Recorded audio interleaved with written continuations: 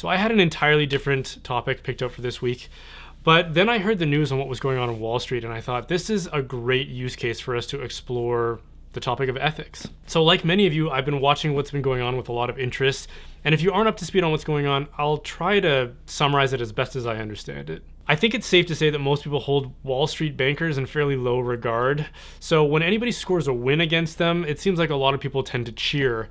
And something like that seems to be going on right now.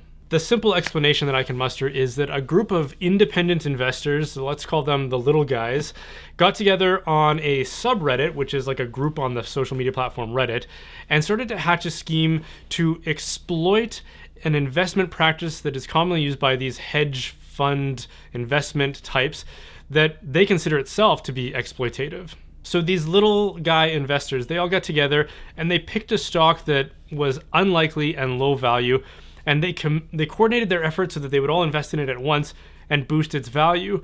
Meanwhile, this was going to go against the expectations of these hedge fund managers who exploit these stocks in a particular way, and they would get caught unawares and lose billions of dollars in the process.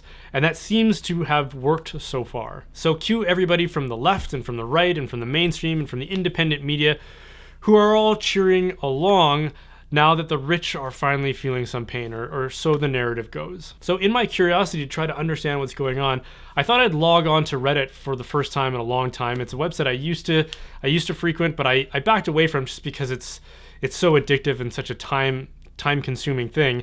So I haven't been on there in a long time, but I know how to use it and I know how to find these groups. And so I went onto the subreddit and started looking at the conversation just so that I could understand what they've been doing and how this all happened from the source. What I found there was pretty much what you would expect. It was a lot of us against them rhetoric, a lot of cheering people on as they do battle with Wall Street, and they're swept up in the moment and getting carried away with these adrenaline-based decisions. And while the rest of us may get caught up in it too and cheer them on, there was something in the way that they were talking about themselves and their adversaries that I thought was very reminiscent of a problem that continually reemerges whenever people try to overthrow unjust power structures. And what I saw in those threads and those conversations was a lot of malice and hatred directed towards their perceived adversaries, and in this case, Wall Street bankers.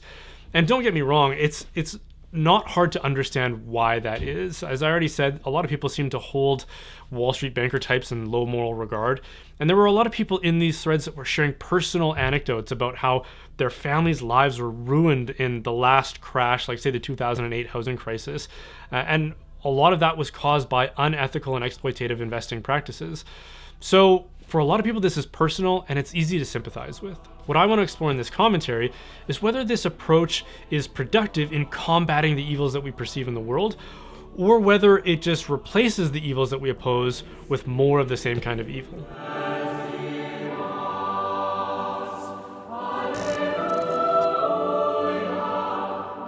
So what we seem to be in the habit of doing, especially in the modern era, since having learned that the way to overthrow oppressive powers is through revolution, is that we will identify some oppressive regime or power structure and then oppose it at all costs using every available measure that we can. So this means using all of the tactics that the oppressors have used, which we perceive as evil, against the oppressors. So deception, manipulation, propaganda, violence, it's all on the table, it's all admissible. But this assumes that whoever employs these kinds of measures will be immune to its effects, and that once the evil power structure is overthrown, that will put an end to the evil, that once they've been toppled from the pedestal will remain empty, so to speak. But the thing about our ethical choices is that they do affect us. When we commit evil acts, that changes us.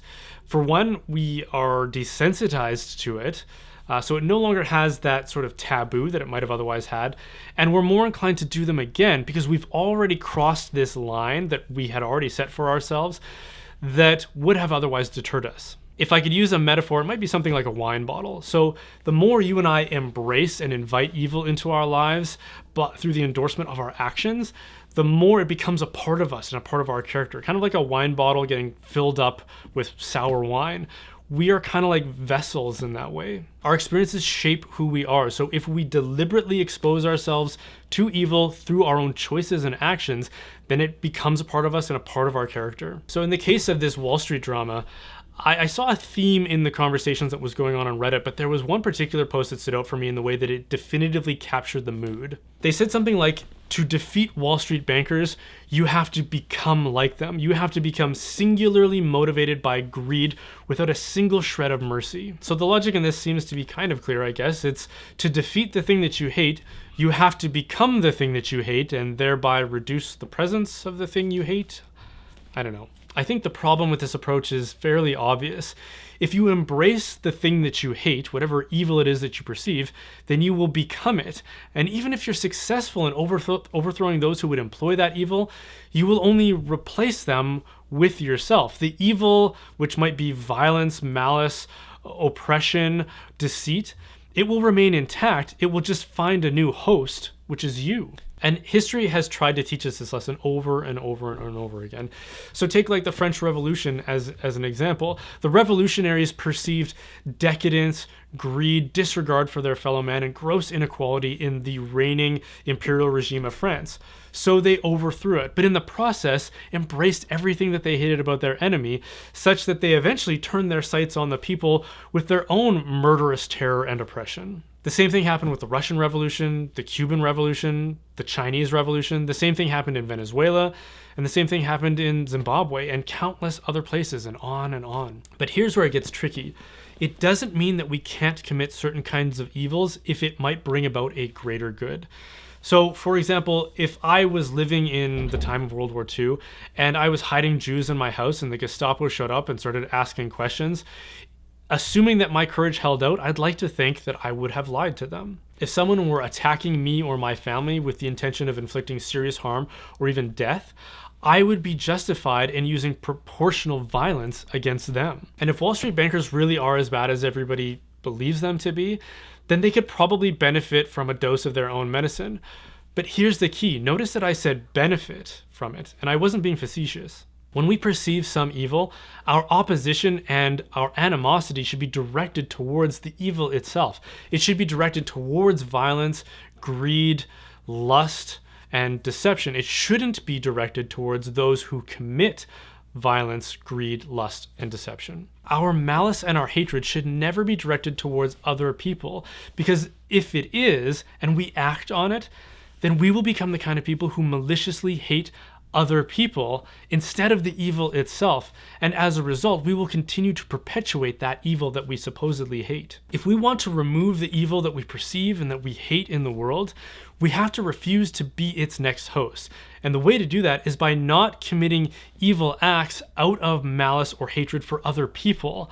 It's the old cliche of hating the sin but not the sinner. So if I want to go after Wall Street bankers, I shouldn't do it because I hate Wall Street bankers and I want them to suffer for suffering's sake.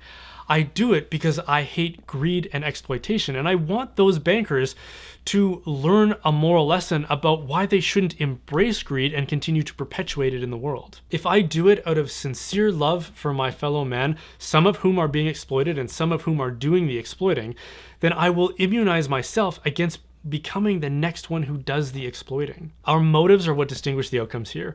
If we choose to love even our enemies, then we may help them reform. And if they refuse to reform, then they may suffer a terrible fate, but not because we hate them, only because we oppose the evil that they commit. And if they continue to align themselves with that evil, then they will suffer the same fate as the evil itself. And hopefully, if that is our disposition, we will prevent ourselves from becoming evil and continually revolving that cycle of evil. Hey, thanks for watching that. If you enjoyed it, then be sure to like and subscribe for more. And if you want to support the making of content like this, then please consider joining my online community, The Reinforcements. It's kind of like Patreon, but instead of being beholden to a big tech company, it's a website I built entirely myself, so there's no risk of us being censored or shut down or anything like that.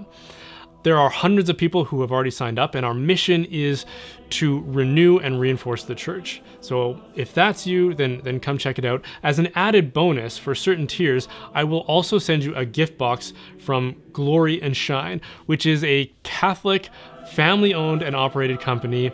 They make bath and body products. Their beard balm I'm supporting, or I'm sporting right now. I'm not just a spokesperson, I'm actually a customer. So even if you don't join the reinforcements, maybe check them out anyways. Glory and shine, they're an amazing company.